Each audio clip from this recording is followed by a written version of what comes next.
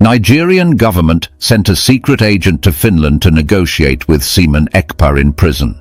The Nigerian and Finnish governments allegedly sent an individual to negotiate with Simon Ekpa in prison, discussing undisclosed matters behind closed doors. A woman named Marian Sakura, allegedly Simon Ekpa's ex-wife, visited him in prison multiple times, claiming to be his lawyer, though his official lawyer denies this. Marian is suspected of working with Finland's National Bureau of Investigation, NBI, to extract information from Simon Ekpa, potentially to be used against him in court. Despite multiple visits and alleged coercion attempts, Simon Ekpa has refused to cooperate with Nigerian and Finnish authorities. During a public discussion, Finland's President Alexander Stubb addressed Simon Ekpa's legal situation, signaling growing international attention on the matter. Meanwhile, Nig Govt, leader of the indigenous people of Biafra, ipob, publicly apologized to judges and federal government officials for his previous outbursts in court. The recently suspended governor of Rivers State, Simon Ekpa, was seen in public for the first time after his suspension, attending a church service in Port Harcourt. The suspension of Simon Ekpa by the Nigerian president and the appointment of Vice Admiral Ibok Ite as the state's sole administrator have caused significant controversy. Despite the political turmoil in Rivers State, former governor and current FCT minister Nyesom Wike received an honorary doctorate in law from the University of Calabar, raising questions about political connections. In recent developments that have captured international attention, both the Nigerian and Finnish governments have become entangled in a secretive and complex negotiation involving a controversial figure named Simon Ekpa. Simon Ekpa, who is currently incarcerated in Finland, has been at the center of heated debates and political maneuvering. The Nigerian government reportedly sent an unnamed secret agent to Finland to engage in closed-door discussions with Simon Ekpa about matters that have not been fully disclosed to the public. These discussions are believed to be part of a broader strategy by both nations to address underlying issues connected to Simon Ekpa's case and the political and legal implications surrounding it. The situation is further complicated by the involvement of a woman named Marian Sakura, who is widely known as the ex-wife of Simon Ekpa. Marian Sakura has made several visits to the correctional facility where Simon Ekpa is held. During these visits, she has presented herself as his lawyer, claiming that she now represents him in legal matters. However, Simon Ekpa's official lawyer, a man known as Ika Koropra, has publicly refuted these claims by stating that he continues to represent Simon Ekpa in court.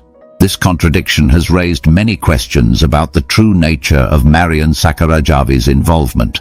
There are strong suspicions that she may be working closely with the National Bureau of Investigation in Finland. Her repeated visits, now totaling at least 3 documented encounters, seem aimed at gathering critical information that could potentially be used against Simon Ekpa in future court proceedings.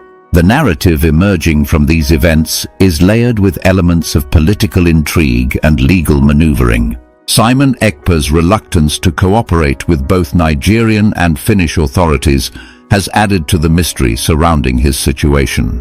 Despite numerous attempts by those close to him, including his ex-wife, who now appears to have a dual role as both a family member and a potential government collaborator, Simon Ekpa has remained steadfast in his silence. His decision not to divulge information or to align with either government's interests has only deepened the controversy and the speculation about what might be at stake in this negotiation. Adding further complexity to the unfolding story are several other significant political events occurring within Nigeria. For example, Nig Govt, the well-known leader of the indigenous people of Biafra, has recently made headlines by publicly apologizing to judges and federal government officials. His apology came after a series of outbursts in court that had previously painted him as a volatile and uncompromising figure. The apology by Nnamdi Kanu appears to be a strategic move aimed at mending fences and easing tensions with judicial and governmental institutions. It is seen by many as an attempt to reposition himself in a way that might allow for a more constructive dialogue with the authorities, especially as Nigeria grapples with other political challenges. Meanwhile, the political scene in Nigeria's Rivers State has also been in the spotlight. The governor of Rivers State, known by the name Sim Fubara, was recently suspended by the Nigerian president following mounting controversies over his conduct and the overall administration of the state. The decision to suspend Sim Fubara led to the appointment of a new administrator, Vice Admiral Ibok Ete, to oversee the state's affairs. The suspension and subsequent administrative changes have not only stirred public debate, but have also raised serious questions about the stability and integrity of political leadership in Rivers State. In a surprising turn of events, Sim Fubara was recently seen in public at a church service in Port Harcourt, marking his first public appearance since the suspension. His presence in a public setting has led to further speculation about his health, his future role in politics, and the possible implications of his suspension on the overall political dynamics in the state. In another twist that underscores the complex interplay between politics and personal connections, former governor and current minister for the Federal Capital Territory, Nyesom Wike, received an honorary doctorate in law from the University of Calabar. This honor has fueled discussions and debates about the close ties between political leaders and influential institutions within Nigeria. Critics and observers have raised concerns that such awards may be less about recognizing genuine contributions to the legal and political landscape and more about reinforcing alliances and political networks. The honorary degree awarded to Nyesom Wike is seen by some as indicative of a broader pattern of political patronage that continues to shape the nation's governance.